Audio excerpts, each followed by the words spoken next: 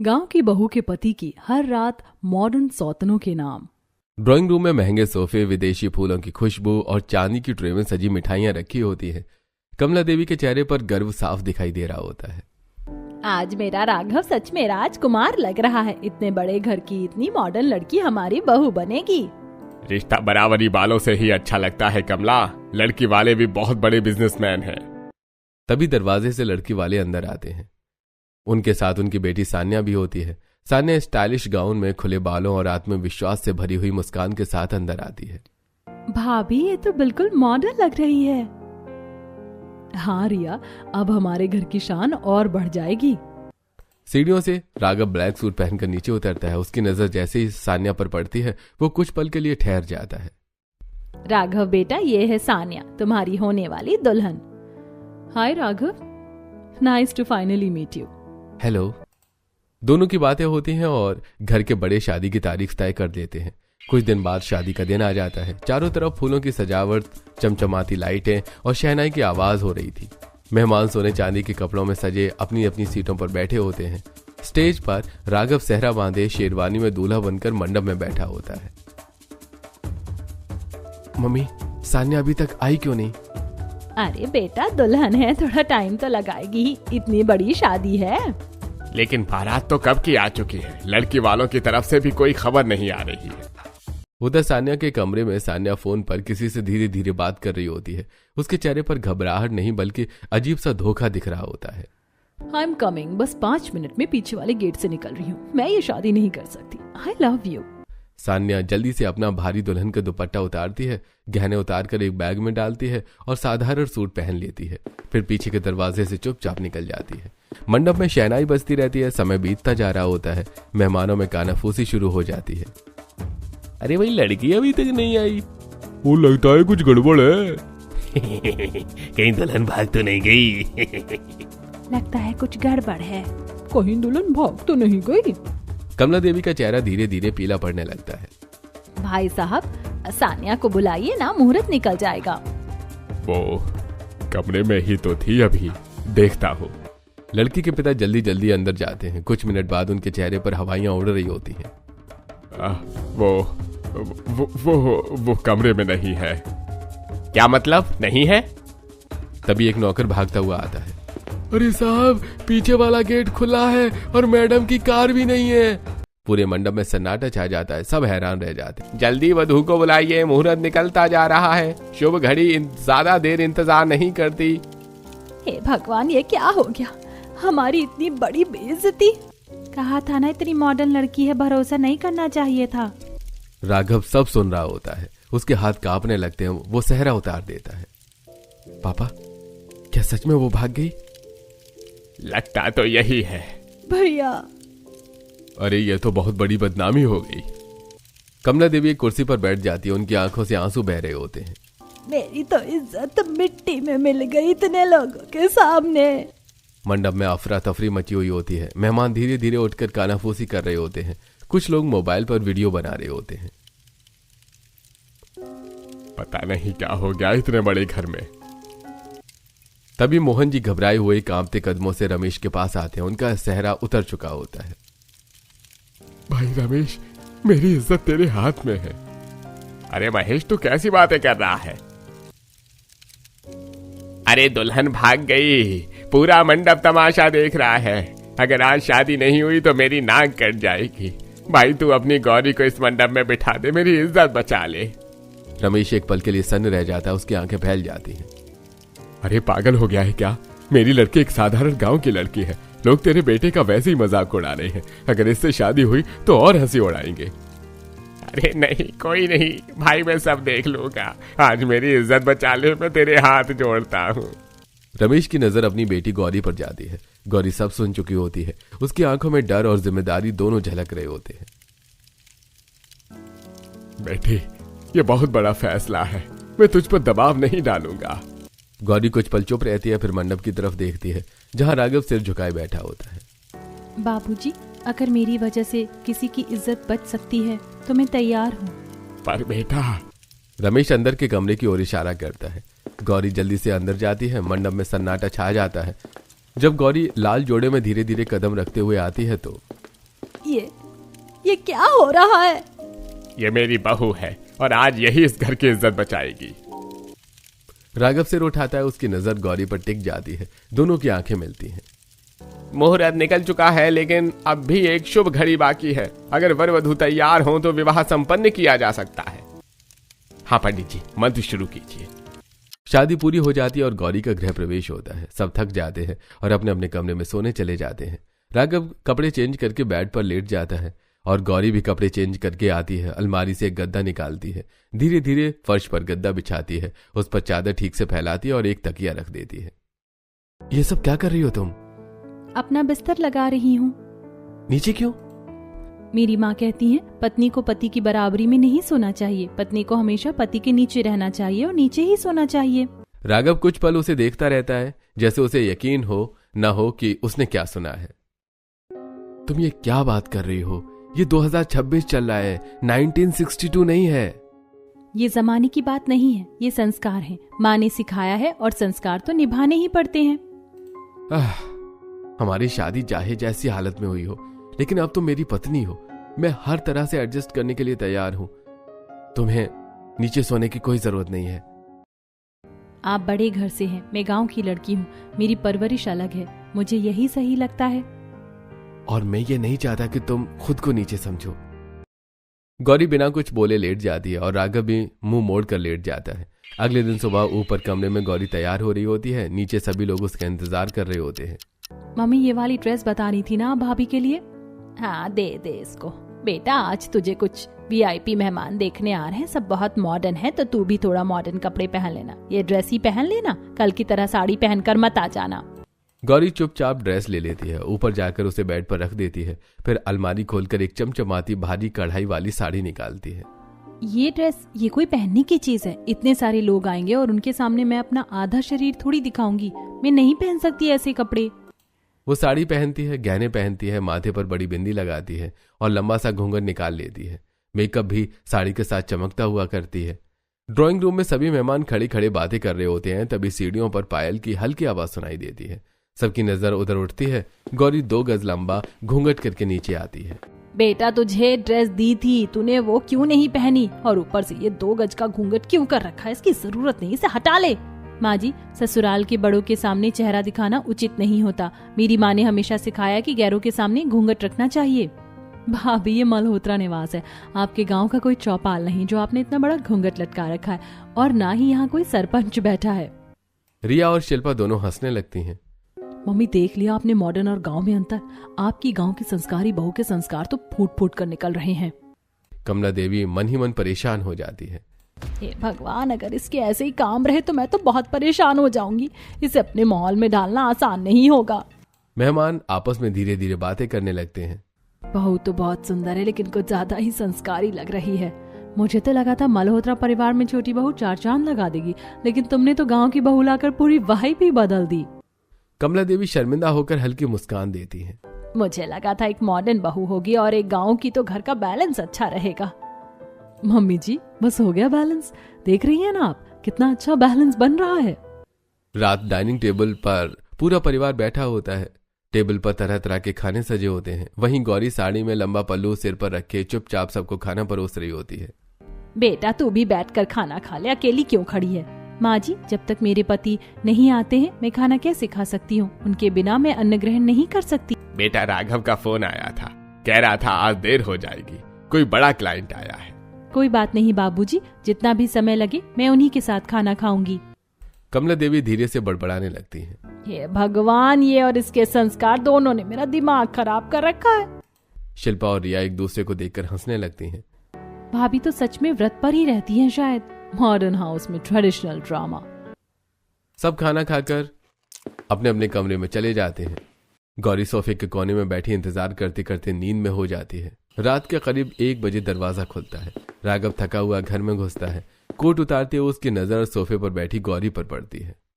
गौरी, तुम अभी तक जागी हो, सोई नहीं? नहीं, मैं अभी नहीं सोई। मैंने खाना भी नहीं खाया, आपके इंतजार में थी। आप आते तभी आपके साथ खाना खाती। मुझे तो बिजनेस मीटिंग में देर सवेर हो ही जाती है, लेकिन तुम्हें अपनी सेहत का ख्याल रखना चाहिए। समय पर खाना खाया करो। पति से पहले खाना खाना अपशगुन होता है, मैं ऐसा अपशगुन नहीं कर सकती। तुम हमेशा अपने संस्कारों के बारे में मत सोचो। ये 2026 है, 21वीं सदी चल रही है, लेकिन तुम अभी भी पुराने जमाने के हिसाब से चल रही हो। इतना कहकर राघव कमरे में चला जाता है, कपड़े बदलकर बाहर आता है और डाइनिंग टेबल पर बैठ जाता है, लेकिन काफी देर तक खाना नहीं आता। गौरी, खाना। गौरी कुछ जवाब नहीं देती है। वो खुद उठकर रसोई में जाता है। रसोई में गौरी खड़ी होती है। वो सारे बर्तन खोलकर सब्जी, दाल और रोटी दोबारा से गर्म कर रही होती है। गौरी, तुम्हें खाना गर्म करने की क्या जरूरत थी? मैं इतनी देर से आया हूं तो ठंडा खाना ही दे देती, वो ही खा लेता। नहीं, पति के दिल का रास्ता पेट से जाता है। अगर मैं आपको अच्छा और गर्म खाना नहीं देती तो आप मुझसे नाराज हो जाते। हे भगवान, मैं तुम्हारे इन संस्कारों से बहुत ज्यादा परेशान हो गया हूँ। गौरी चुप हो जाती है। उसकी आंखों में हल्की नमी आ जाती है, लेकिन वो कुछ नहीं कहती।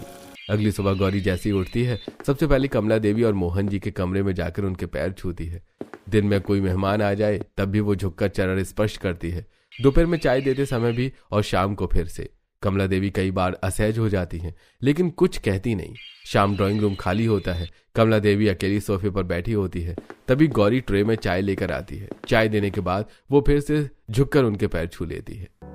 अरे बस करो बहू, तुझे बार बार पैर छूने की कोई जरूरत नहीं है। तू हर मिनट में मेरे पैर छूती रहती है। माँ जी, सास ससुर का आदर सम्मान अपने माता पिता जैसा करना चाहिए। अगर हम उनका सम्मान नहीं करेंगे तो रिश्तों में अड़चन आ जाती है। बहू, तू अपने संस्कार अपने पास रख, मुझे तो बिल्कुल मत सिखा। हम सब तेरे इन संस्कारों से बहुत ज्यादा परेशान हो चुके हैं। गौरी चुप होकर आंखें झुका लेती है, लेकिन चेहरे पर संस्कार की जिद होती है। देख गौरी, तू समझने की कोशिश कर। हमारे घर का माहौल अलग है। यहाँ पर बात बात पर इतना झुकना जरूरी नहीं होता। तुझे अब इसी माहौल में डलने की कोशिश करनी चाहिए। माना तू गांव की है, तेरे संस्कार पक्के हैं, अच्छे हैं, लेकिन इसका मतलब ये नहीं कि जो सीख कर आई है उसी पर अड़ी रहे। इंसान को कुछ नया भी सीखना चाहिए। मम्मी, संस्कार निभाना कोई बुरी बात तो नहीं होती। अगर मैं आदर करती हूँ तो उससे किसी को चोट तो नहीं पहुँचती। बात चोट की नहीं है, बात संतुलन की है। हर चीज की एक हद होती है। मैं कोशिश करूंगी मम्मी, लेकिन अपने संस्कार छोड़ना मेरे बस में नहीं है। कमला देवी उसे देखती रहती हैं। रोज सुबह के ठीक 5 बजे पूरा घर गहरी नींद में डूबा होता है। तभी अचानक टन टन मंदिर की घंटी की आवाज पूरे घर में गूंज जाती है। गौरी लाल साड़ी में, सिर पर लंबा पल्लू किए, पूरे जोश में आरती गा रही होती है। ओम जय जगदीश हरे। उसकी आवाज इतनी तेज होती है कि जैसे कोई लाउड स्पीकर ही घर में लग गया हो। कमरे में राघव करवट बदलते हुए तकिए से कान ढक लेता है। उफ, हे भगवान, ये फिर शुरू हो गई। रोज का यही ड्रामा है। गुस्से में कमरे से बाहर निकलती है। गौरी जरा धीरे, ये घर है, मंदिर नहीं। तुम्हें पूरे गांव को नहीं उठाना है। मम्मी जी, भक्ति में आवाज धीमी कैसे हो सकती है? भगवान को जोर से बुलाना चाहिए।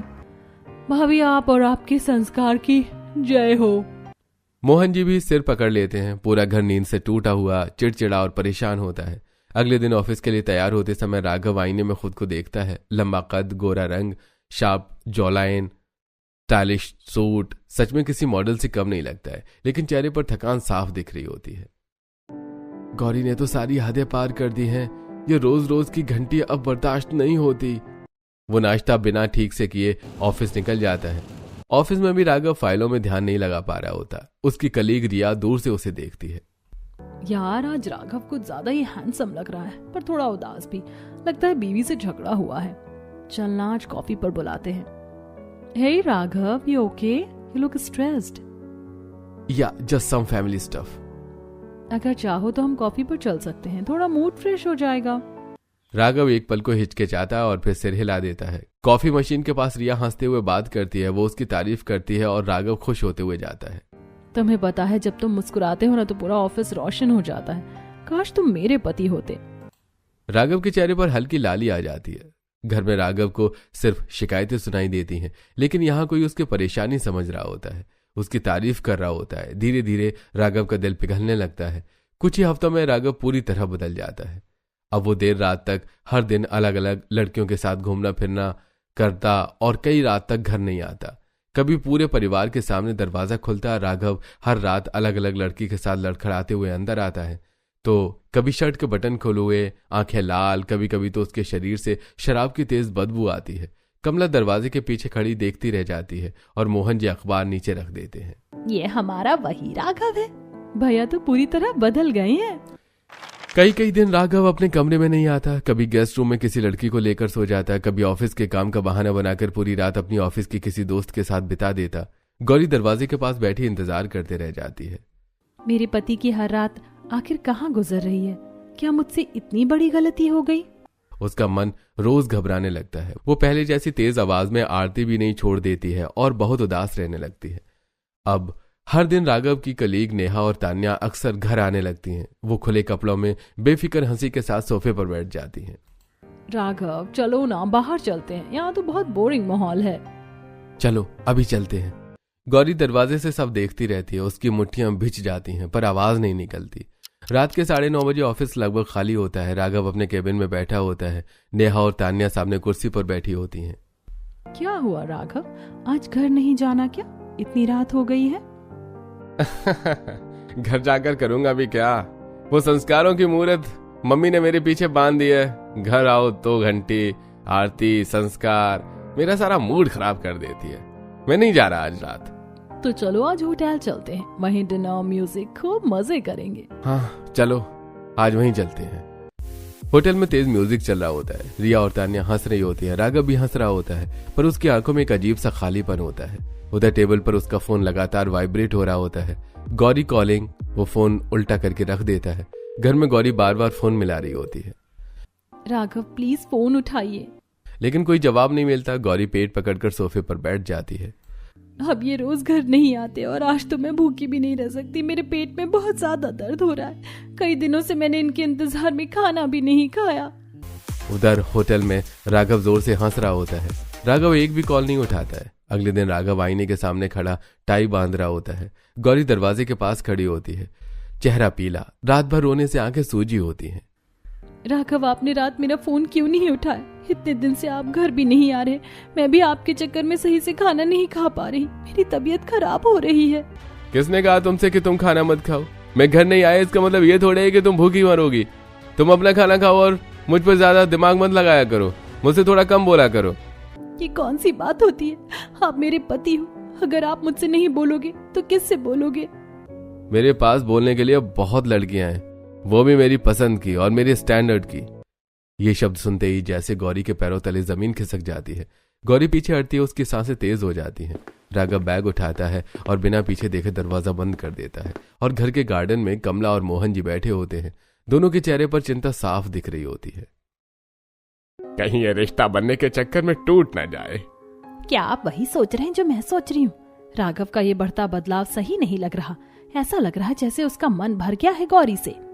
कमला, तुम्हें गौरी को समझाना होगा। अगर एक बार राघव का मन भर गया तो हम कुछ नहीं कर पाएंगे, न ये रिश्ता बचा पाएंगे। उसी समय बालकनी से गौरी उनकी बातें सुन लेती है। उसकी आंखों से आंसू बहने लगते हैं। क्या सच में मेरी वजह से ये रिश्ता टूट रहा है? अगले दिन कमला अपने कमरे में बैठी अलमारी ठीक कर रही होती है। गौरी चुपचाप उनके पास आकर बैठ जाती है। बेटा देख, राघव देर देर से घर आ रहा है। बाहर की दुनिया बहुत खराब है। आजकल की लड़कियां तो समझ रही है ना मैं क्या कहना चाहती हूँ? गौरी धीरे से सिर झुका लेती है। तू थोड़ा ध्यान रख उसका और अपने अंदर कुछ बदलाव ला। राघव तेरी हरकतों को देखकर बहुत ऊब गया है। तुझे उसे मनाना होगा। मम्मी मैं उन्हें कैसे मनाऊं? या ऐसा क्या करूं जो वो मेरी तरफ ध्यान देने लगे? बेटा अपने अंदर थोड़ा बदलाव ला। इस माहौल को अपना, यहाँ का तरीका सीख। माँ जी मुझसे ये छोटे कपड़े नहीं पहने जाते। कमला कुछ नहीं कहती, बस निराश होकर वहां से चली जाती है। दिन बीतने लगते हैं। अब सुबह 5 बजे की घंटी नहीं बजती। गौरी अब बार बार पैर नहीं छूती, न ज्यादा बोलती है, न हंसती है और न गवारों वाली हरकतें करती। वो पहले अकेले बालकनी में बैठी रहती है, चेहरा बुझा हुआ, आंखें सूनी होती हैं। एक दिन शिल्पा उसे यूं ही चुप बैठे देख लेती है। क्या हुआ? अब तुम इतनी चुप चुप क्यों रहने लगी हो? आजकल पूजा भी आराम से कर लेती हो, पता भी नहीं चलता। दीदी सबको मेरे संस्कारों से इतनी प्रॉब्लम है, इसीलिए मैंने ये सब करना बंद कर दिया है। संस्कारों से किसी को प्रॉब्लम नहीं है, लेकिन आज के जमाने में संस्कार और मॉडर्न दोनों साथ होने चाहिए, तभी इंसान अच्छी लाइफ जी पाता है। मैं तो अलग से ऐसा कुछ भी नहीं करती। जो चलता आ रहा है वही परंपरा निभा रही हूँ। तुम्हें पता है राघव भैया तुमसे बात क्यों नहीं कर रहे हैं? पता नहीं उन्हें क्या हो गया। वो तो हमेशा मुझसे चिढ़ते रहते हैं, क्योंकि हर पति चाहता है कि उसकी बीवी मॉडर्न हो, वो उसे सबके साथ बाहर ले जाए, कोई उसका मजाक ना उड़ाए, सब उसकी तारीफ करे। जब भी भैया तुम्हें कहीं लेकर जाते हैं या कोई तुम्हारा मजाक उड़ा देता है या तुम्हारी वजह से उनकी बेइज्जती हो जाती है तो उन्हें बहुत बुरा लगता है। इसीलिए वो तुमसे कटे कटे से हो गए। दीदी मैं ऐसा क्या करूं कि वो मुझसे सही से बात करने लगे। तुम थोड़ा हमारी जैसी बनो, हमारे माहौल को अपनाओ, संस्कार रखो लेकिन थोड़ा स्टाइल भी रखो। रात को गौरी आईने के सामने खड़ी होती है। वो खुद को देखती है, लंबा घूंघट, भारी साड़ी, सिंदूर की मोटी लकीर। मेरे पति की हर रात कहीं और गुजर रही है। अगर मुझे उन्हें वापस पाना है तो मुझे बदलना होगा। गौरी धीरे धीरे अपना घूंघट हटाती है। अगले दिन शिल्पा अलमारी खोलकर गौरी की चमचमाती भारी साड़ियां एक तरफ रख देती है। बस अब ये गांव वाली भारी भरकम साड़ियां बंद। देख ये ऑफ शोल्डर स्टाइल वाली साड़ी कितनी क्लासी है। दीदी ये कंधा खुला रहेगा क्या? हाँ थोड़ा सा, लेकिन दुनिया खत्म नहीं हो जाएगी इससे। वो गौरी के बाल खोल देती है, हल्का मेकअप करती है, घर की चप्पलों की जगह सैंडल पहना देती है। आईने में पहली बार गौरी खुद को अलग अंदाज में देखती है। शाम को राघव ऑफिस से आता है। गौरी घबराकर उसके सामने खड़ी हो जाती। देखो मैं कैसी लग रही हूँ? जैसे रोज लगती हो, बेकार वैसी लग रही हो। गौरी का चेहरा उतर जाता है। दिन बीतते हैं। गौरी पैर छूना कम कर देती है, घूंघट हटा देती है, हल्के मॉडर्न कपड़े पहनने लगती है। लेकिन राघव न बात करता है, न समय पर घर आता है। कभी रेस्टोरेंट, कभी होटल, कभी पार्क में किसी लड़की के साथ हाथ पकड़े घूमता दिखाई देता है। एक दिन राघव बाथरूम में नहा रहा होता है। गौरी बाहर बैठी होती है। अचानक फोन पर मैसेज की टन टन होती है। उसकी नजर स्क्रीन पर जाती है। आज हमारे साथ रात बिता लो। कल तो तुम नेहा के साथ रुके थे, आज मेरे साथ रुक जाओ। Miss you last night darling. Gauri के हाथ कांपने लगते हैं। फोन उसके हाथ से गिर जाता है। तभी राघव बाहर आता है।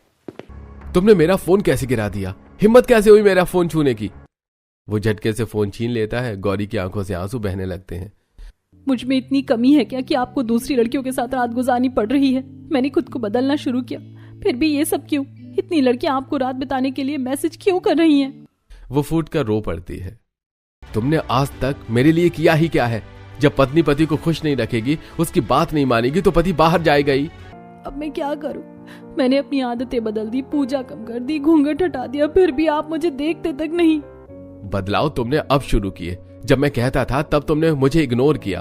उस दिन मैंने ठान लिया था कि तुम्हें सबक सिखाऊंगा, तुम्हें मॉडर्न माहौल में ढालना ही होगा। सबक? मतलब आपने सच में? उसकी आवाज कांपती है। ये सब प्लान था, तुम्हें दिखाने के लिए कि दुनिया कैसे चलती है।